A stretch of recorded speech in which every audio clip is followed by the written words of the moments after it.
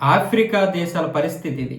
స్పెయిన్‌లోకి ఈ యొక్క వలసలందరూ వచ్చేస్తున్నారు. ఒక్క రోజులోనే 5,000 మంది ఈ గుంపులుగా స్పెయిన్‌లో వెళ్ళిపోతున్నారు. స్పెయిన్‌లో ఉన్నటువంటి సెవోటా, మెలిల్లా అనే ఈ ప్రాంతంలోకి 5,000 మంది ఒక్కరోజు దండుగా వెళ్ళినటువంటి ఈ యొక్క వీడియోలు ఇప్పుడు వైరల్ అవుతున్నాయి. ఎందుకు అంటే స్పెయిన్‌లో ఉన్నటువంటి వలసదారులు ఎవరైతే ఉన్నారో 5 లక్షల మందికి అక్కడ పౌరసత్వం ఇవ్వడానికి కొత్తగా ఒక కమిటీని ఏర్పాటు చేసింది స్పెయిన్ ప్రభుత్వం.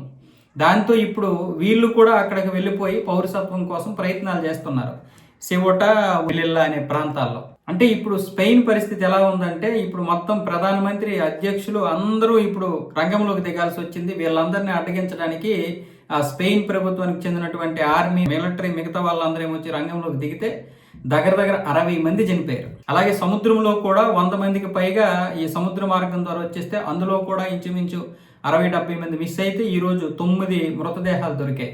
ఇలా రోజు కొన్ని వలసలు పెరుగుతూనే ఉన్నాయి. అక్కడ కంచెలు కూడా తీసి పారేస్తున్నారు. అంటే కంచెల మీద నుంచి కూడా వెళ్ళిపోయేటటువంటి పరిస్థితి.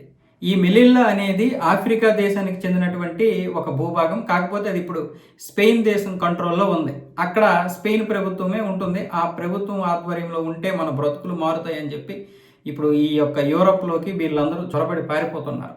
ఆఫ్రికా దేశాలకు చెందినటువంటి వాళ్ళు. ఎందుకంటే వాళ్ళ జీవితాలు దారుణంగా ఉంటాయి కదా.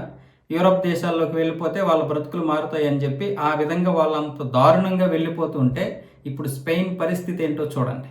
ఈరోజు ఇంతకుముందు కూడా ట్రంప్ చెప్తున్నాడు, మీరు ఈ వలసల్ని ప్రోత్సహించకండి, ఏదో ఒక రోజు మీకు గట్టిగానే పిడిపడుతుందని చెప్తే అప్పటి నుంచి ట్రంప్ చెప్తుంటే వీళ్ళు వినిపించుకోలేదు. ఈ విషయంలో ట్రంప్ నిజంగానే వాళ్ళకి జోష్యం చెప్పాడు. మరి మన భారతదేశం పరిస్థితి ఏంటి? 8 కోట్ల మంది ఉన్నారు ఇక్కడ రోహింగ్యాలు. 8 కోట్ల మంది. ఇంకా పాకిస్తాన్ ముస్లింలు, ఆఫ్ఘనిస్తాన్కి చెందిన వాళ్ళు వీళ్ళందరూ ఎంతమంది ఉన్నారో కూడా తెలియదు. ముఖ్యంగా పాకిస్తాను, బంగ్లాదేశ్ రోహింగ్యా విపరీతంగా ఉన్నారు. అది ప్రతి దేశానికి ప్రమాదకరమే. కానీ మన దగ్గర ఇక్కడ ఎవడో రావాల్సిన అవసరం లేదు. మన దగ్గర ఉన్న కుహనా మేధావులు, మన దగ్గర ఉన్న దేశ ద్రోహులు సరిపోతారు మనల్ని అడ్డగించడానికి.